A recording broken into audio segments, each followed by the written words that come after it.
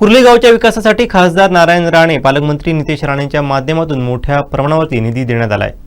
येथील पायाभूत सुविधा सोडवण्यासाठी पालकमंत्र्यांनी वेळोवेळी निधी उपलब्ध करून दिला। यापुढेही या गावच्या विकासासाठी निधी कमी पडू देणार नाही। या गावच्या विकासासाठी आम्ही कटिबद्ध आहोत असं मत लोरे पंचायत समिती मतदारसंघाचे भाजपचे उमेदवार सिद्धेश राव राणे यांनी व्यक्त केलं। पाहूयात। कायम कुर्ली गाव आमच्या पाठीशी राहिलेला आहे।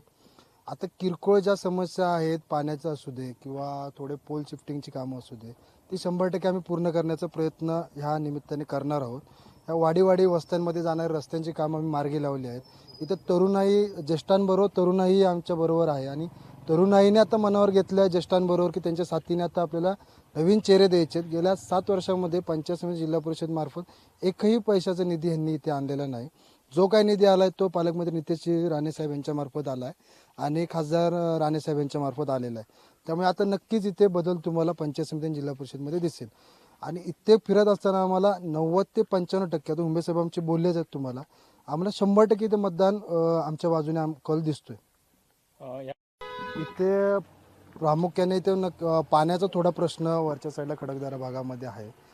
डॅम खाली असल्यामुळे वरच्या बाजूला जो पाण्याचा प्रश्न आहे तो नक्कीच आम्ही पालकमंत्री साहेबांबरोबर, उमेश साहेब असू दे, आमचे दळवी साहेब असू दे, नाना असू देत, आमचे सरपंच मॅडम असू, यांच्या सर्व आम्ही एकत्र बसून त्याच्यासाठी काय उपाययोजना करता येईल का, नक्कीच ते शासन स्तरावरती आम्ही तो प्रयत्न पालकमंत्री साहेबांवरती मार्फत तोही प्रश्न आम्ही सोडवण्याचा प्रयत्न करतोय।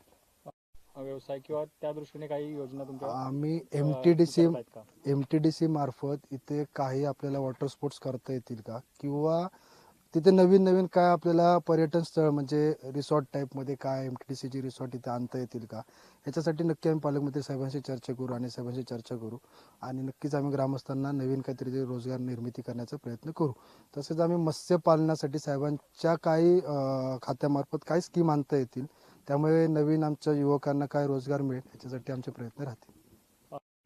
मतदारांना आम्ही आव्हान असंच करेन की गेली कित्येक वर्ष तुम्ही राणे कुटुंब किंवा भाजप या पक्षाच्या मागे उभे राहिला आहात, तसेच आता ह्याही इलेक्शनला तुम्ही उभे राहून भरघोस मतांनी आमच्या उमेदवारांना, दोन्ही उमेदवारांना, एक रिद्धिरिते सुतार ह्या जिल्हा परिषदचा उमेदवार असू दे किंवा मी स्वतः वैयक्तिक पंचायत समिती उमेदवार म्हणून उभा आहे, तर आम्हाला विकासात्मक कामांच्या मागे तुम्ही उभा राहून आम्हाला पालकमंत्री साहेबांचे, राणे साहेबांचे आणि भाजप पक्षाचे ताकद बळकट करण्याचा तुम्ही आम्हाला हे करून द्या, मतदान करून आम्हाला तुम्ही सपोर्ट करा।